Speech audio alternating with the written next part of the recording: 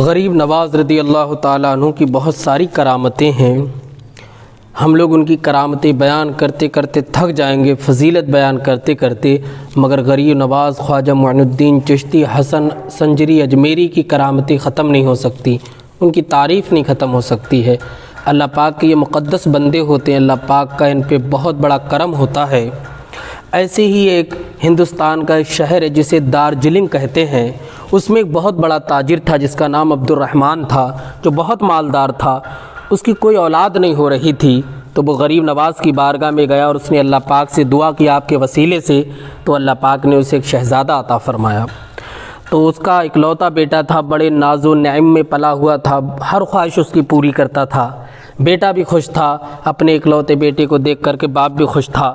اکلوتا بیٹا تو ویسے بھی باپ کے قریب ہوتا ہے، ماں کے قریب ہوتا ہے، پھر یہ تو بہت ہی مالدار تھا، اور اس کا کام جو تھا وہ ہیرے جواہرات کا کام تھا، اور صرف ہندوستان تک سیمت نہیں تھا بلکہ باہر ملکوں میں بھی اس کا کام ہوتا تھا۔ یہ بہت زیادہ امیر ترین آدمی تھا، مگر ہوا یہ سوء اتفاق ایسا کہ یہ اس کا شہزادہ تو جو تھا وہ ایسے لوگوں کے ساتھ رہنے لگا جو بہت زیادہ بدمعاش قسم کے تھے، جن کی بری بری عادتیں تھیں، تو یہ بچپن سے ہی ان لوگوں کے ساتھ رہنے لگا، تو اس کی بھی غلط عادتیں پڑ گئیں۔ اب باپ اپنے بیٹوں کو دیکھتا تو بہت پریشان ہوتا۔ اس کے اندر بہت ساری خرابیاں تو تھیں ہی تھیں، مگر ایک یہ بھی خرابی تھی کہ وہ جوا بھی کھیلتا تھا، تاش کے پتوں میں اپنی زندگی قربان کر رہا تھا۔ اب جب عبد الرحمن جوہری نے اپنی بیٹی کی یہ حالت دیکھی تو اسے بہت سمجھایا، رشتہ داروں نے سمجھایا، مگر اس کے دل پر کوئی اثر نہیں ہوا۔ اس کی والدہ بھی اسے سمجھاتی کہ بیٹا یہ کام مت کر، یہ غلط ہے، ایسے تو ساری ملکیت ختم ہو جائے گی، ہم لوگ برباد ہو جائیں گے۔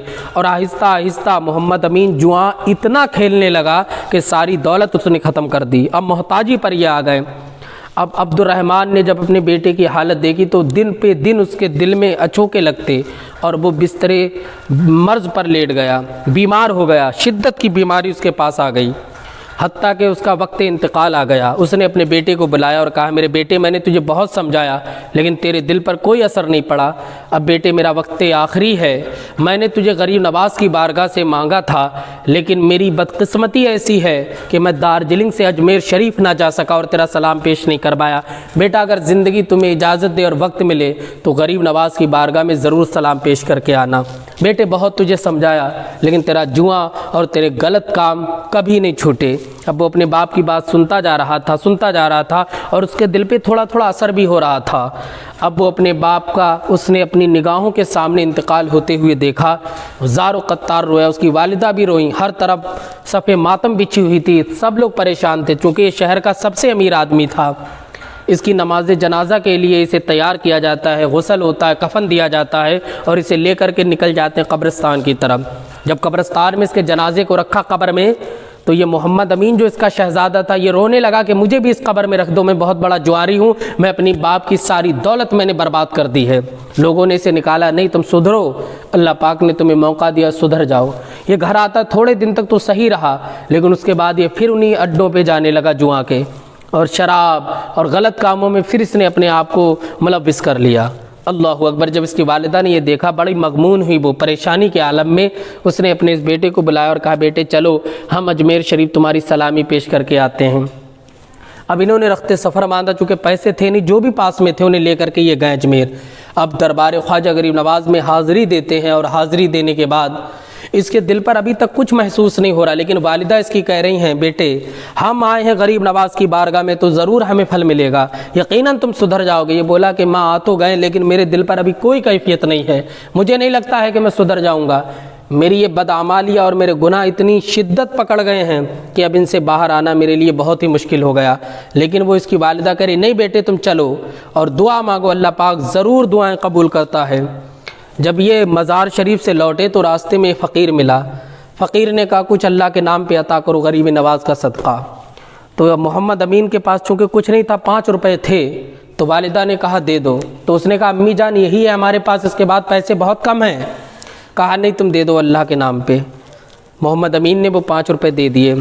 اب وہ اپنی والدہ پر بھی غصہ کر رہا تھا کہ اب ہمارے پاس اور پیسے نہیں ہیں، اب ہم کیا چیز خریدیں گے۔ خیر وہ اپنی سواری سے واپس آ گئے اپنے گھر۔ اب دل میں یہی بات ہے کہ کیسے سدھروں گا۔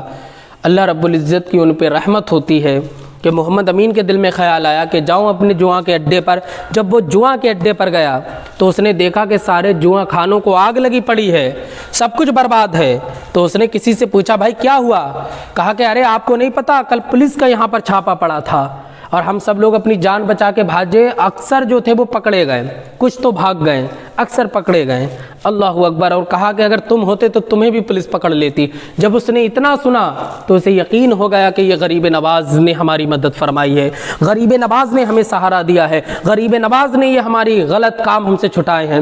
اب والدہ کے پاس آتا ہے اور والدہ نے جب اسے آتے ہوئے دیکھا کہ یہ تو آج اس ٹائم تو اسے شراب خانے میں ہونا چاہیے تھے، جوا کھیلتے ہونا چاہیے، مگر اس وقت یہ گھر میں کیسے ہے؟ تو اس نے کہا والدہ غریب نواز کا مجھ پہ کرم ہو گیا، میرا دل گواہی دے رہا جو میں کام کرتا تھا وہ سارے غلط تھے، اب میں تمام اپنے ان برے کاموں سے سچی توبہ کرتا ہوں، اب میں اللہ رب العزت کی اطاعت میں پوری زندگی گزار دوں گا۔